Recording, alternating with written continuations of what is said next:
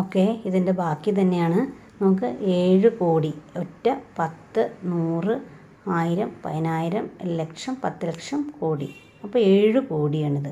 അപ്പോൾ 7 കോടിക്ക് എത്ര സീറോസ് നോക്കിക്കേ, 4, 3, 7 കേട്ടോ. ലക്ഷത്തിനാണെങ്കിൽ 5, 10 ലക്ഷത്തിന് 6, കോടിക്ക് 7 പൂജ്യം ഉണ്ടാകും. അപ്പോൾ 4 വർഷമാണ്, കാരണം 2014 മുതൽ 2018 വരെയാണ്. അപ്പോൾ അത് 4 വർഷത്തെ കാര്യമാണ് പറഞ്ഞിരിക്കുന്നത്. അപ്പം നമ്മൾ വർഷങ്ങളുടെ എണ്ണം എഴുതി സൂത്രവാക്യം എഴുതി. നമ്മുടെ കൂട്ടുപലിശയുടെ സൂത്രവാക്യം A = P × 1 + R/100 raised to n. അപ്പോൾ പിക്ക് പകരം 7 കോടി എഴുതി. 7 കോടിയുടെ പൂജ്യം ഒന്നും വിട്ടു പോകരുത്. 7 പൂജ്യം ഉണ്ട് കോടിക്ക്.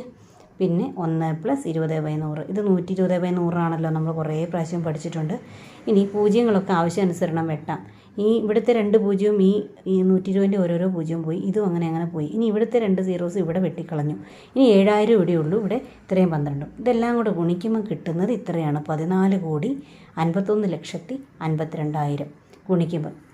ഇത് നിങ്ങൾക്ക് ഇത്രയും വരെ ഗുണിച്ചിട്ട് ഇത് 144, രണ്ടെണ്ണം ഗുണിക്കുമ്പോൾ ഇത് 144. പിന്നെ അതിന് 7 കൊണ്ട് ഗുണിക്കുക, 3 പൂജ്യം ഇടുക. അത്രയാണ് ഇവിടെ സംഭവിച്ചത്. ഇതിന് കാൽക്കുലേറ്റർ ഒന്നും വേണ്ട.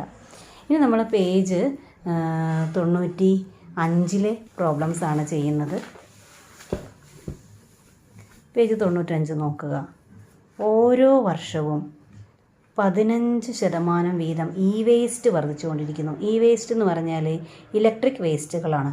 അത് കമ്പ്യൂട്ടറാകാം, മൊബൈൽ ഫോണുകളാകാം. അതൊന്നും ഒരിക്കലും മണ്ണിൽ അലിഞ്ഞു ചേരൂല. അതുകൊണ്ട് തന്നെ അത് ഇങ്ങനെ വേസ്റ്റായിട്ട് അടിഞ്ഞു കൂടിക്കൊണ്ടിരിക്കും. അപ്പോൾ 2014 ഏകദേശം 9 കോടി ടൺ വേസ്റ്റ് ഉണ്ടെന്നാണ് കണക്കാക്കിയിരിക്കുന്നത്.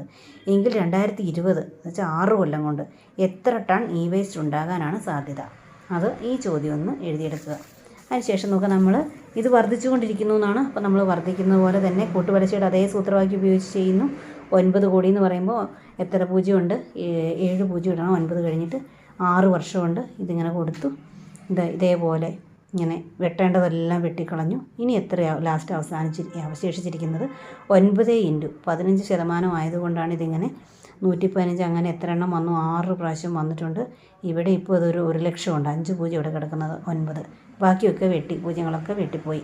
ഇനി ഇതിനെല്ലാം കൂടെ ഗുണിക്കുമ്പോൾ കിട്ടുന്നത് 20,71,75,468.9. ഏകദേശം 469 അത്രയും ടണ്ണാണ് വരുന്നത്. ഓക്കെ, അപ്പോൾ ഇത് ആവശ്യാനുസരണം പോസ് ചെയ്ത് വെച്ച് എഴുതുക. ഇനിയും അടുത്ത ചോദ്യം രണ്ടാമത്തെ കണക്കാണ്. അപ്പോൾ അതിലെ ഇതേ പേജിൽ തന്നെ രണ്ടാമത്തെ കണക്കൊന്ന് വായിച്ച് നോക്കാം. ഒരു TV കമ്പനി ഒരു പ്രത്യേക ഇനം TVയുടെ വില വർഷം തോറും 5% കുറയ്ക്കുന്നു. ഇവിടെ കുറയ്ക്കുന്നു എന്നുള്ളതിന് ടീച്ചർ അടിവരയിട്ടു. അതുപോലെ നിങ്ങൾ ശ്രദ്ധിക്കുക. ഇനി കൂട്ടുപലിശയുടെ അതേ സൂത്രവാക്യം അല്ല. കൂട്ടുപലിശയുടെ ഉള്ളിൽ 1 + R/100 എന്നാണ്. ഇവിടെ 1 - എന്ന് എഴുതണം. TVയുടെ ഇപ്പോഴത്തെ വില 8000 രൂപയാണെങ്കിൽ 2 വർഷം കഴിയുമ്പോൾ വില എന്തായിരിക്കും നോക്കുക.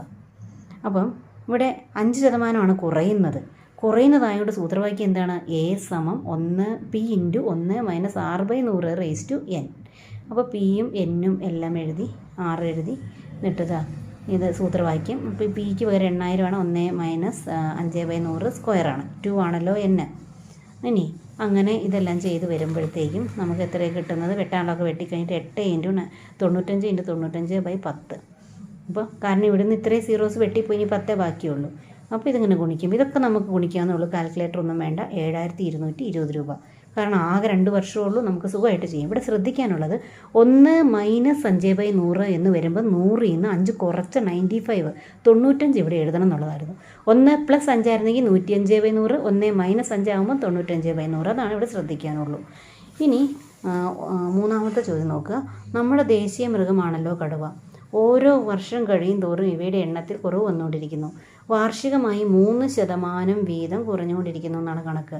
2011 കടുവ സംരക്ഷണ അതോറിറ്റിയുടെ സെൻസസ് പ്രകാരം ഭാരതത്തിൽ 1700 കടുവകളുണ്ട്.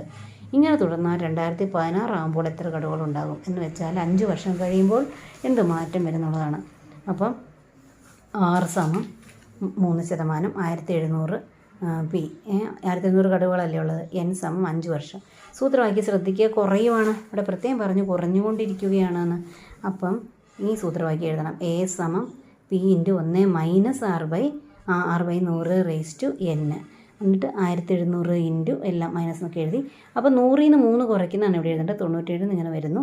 എന്നിട്ട് ആവശ്യത്തിലുള്ള ഇതെല്ലാം വെട്ടിപ്പോകാവുന്ന പൂജ്യങ്ങൾ വെട്ടി ബാക്കിയുള്ളവിടെ നിർത്തി ഇതിനെ ഗുണിക്കുക. ഇപ്പോൾ 17 into 97 into 97 into 97 into 97 into 97 by എത്ര 100? 2, 4, 6, 8 അത്രയാണ് വരുന്നത്. എല്ലാം കൂടെ ഗുണിക്കുമ്പോൾ എത്രയാണ് കിട്ടുന്നത്? 1459.85 കടുകുകളുടെ എണ്ണമാണേ. അപ്പോൾ പിന്നെ അരയൊക്കെ ഒന്നാവില്ല. അപ്പോൾ ഏകദേശം 1460 കടുകുകൾ ഉണ്ടായിരിക്കുന്നതാണ്. ഓക്കെ.